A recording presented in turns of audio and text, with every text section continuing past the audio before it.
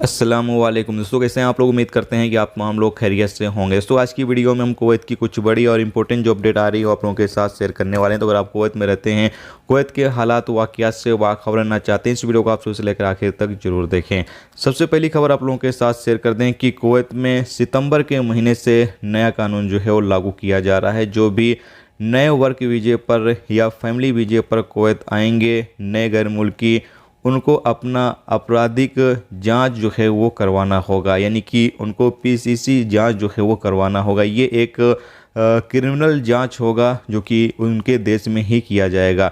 Update के मुताबिक बताया यह गया है कि सबसे पहले इसकी शुरुआत जो है वो इंडिया से आने वाले लोगों के साथ जो है वो किया जा रहा है, और ये कानून इंडिया वालों के लिए सितंबर के महीने से जो है वो लागू कर दिया जाएगा। यानी नया सिस्टम जो है वो सितंबर के महीने से लागू कर दिया जाएगा, जिसके बाद इंडिया से जो लोग भी आएंगे वो चाहे वर्क वीजे पर आ रहे हैं, नए वर्क वीजे पर आ रहे हैं या फिर नए फैमिली वीजे पर आ रहे हैं, तो उनको अपना पुलिस क्लीयरेंस सर्टिफिकेट जो है वो कुवैत एम्बेसी में जमा करवाना होगा, और कुवैत एम्बेसी जो है उसको वेरीफाई करेगा, उसकी पुष्टि करेगा। उसके बाद उसको क्रॉस चेक करने के बाद उसे कुवैत एमओआई के पास सबमिट करेगा ऑनलाइन, और कुवैत एमओआई जो है उसका जो स्पॉन्सर होगा, यानी जो वीज़ा भेजा गया है उसका जो भी स्पॉन्सर होगा, जो भी कफील होगा, उसके पास एमओआई जो डॉक्यूमेंट है वो सबमिट करेगा, और कफील जो है वो चेक करेगा कि जो वीज़ा उसने जिस बंदे के लिए निकाला है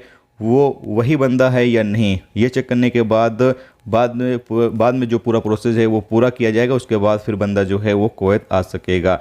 तो अब जो प्रोसेस है वो थोड़ा हार्ड कर दिया गया है, लेकिन फिर भी धीरे धीरे तमाम चीज़ें जो है वो आसान हो जाएंगी। शुरुआत में थोड़ा सा लोगों को आने में दिक्कत ज़रूर होगी, लेकिन धीरे धीरे जब सिस्टम जो है वो बन जाएगा तो फिर लोगों को आसानी हो जाएगी। लेकिन ये कानून जो है सितंबर से इंडिया वालों के लिए लागू किया जा रहा है। बाकी देशों वालों के लिए कब से लागू किया जाएगा इस बारे में अभी तक कोई भी जानकारी नहीं है। इसके साथ ही अगली अपडेट ये है कि कुवैत सिविल सर्विस कम्युनिकेशन की तरफ से ऐलान किया गया है कि 31 जुलाई को कुवैत में पब्लिक सेक्टर में हॉलीडे रहेगा, यानी पब्लिक सेक्टर में जो है वो छुट्टी रहेगी। और ये छुट्टी जो नया साल, अरबी का नया साल शुरू हो रहा है, उसके मौके पर ये छुट्टी जो है वो दी जा रही है।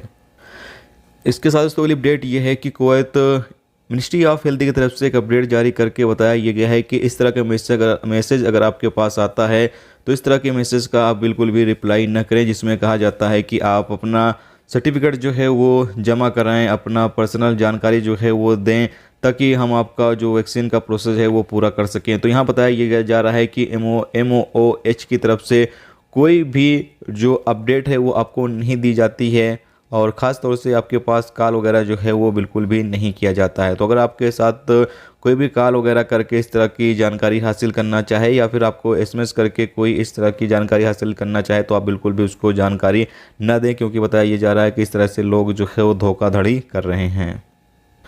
इसके साथ अगली अपडेट ये है कि कुवैत में 2022 के दौरान तकरीबन 7,000 से ज़्यादा नए डोमेस्टिक वर्कर जो हैं वो अब तक आ चुके हैं, जिसमें से सबसे ज़्यादा तादाद जो है वो फिलिपीनी वर्कर की रही है, जिनका परसेंटेज जो है वो 63 बताया जा रहा है। यानी 63% जो फिलीपीन के डोमेस्टिक वर्कर हैं उन्होंने कुवैत में एंट्री की है नए वर्क वीजे पर 2022 के दौरान। तो दोस्तों ये थी आज की कुवैत की कुछ बड़ी और इम्पोर्टेंट अपडेट, इम्पोर्टेंट जानकारी जो आप लोगों के साथ शेयर की गई। तो उम्मीद करता हूँ ये अपडेट, ये जानकारी आपको अच्छी लगी हो। अच्छी लगी तो प्लीज़ वीडियो को लाइक और शेयर जरूर कर दें। जो दोस्त चैनल पर नए हैं उनसे रिक्वेस्ट है कि प्लीज़ चैनल को सब्सक्राइब जरूर कर लें। वीडियो देखने का दोस्तों बहुत बहुत शुक्रिया। अल्लाह हाफिज़।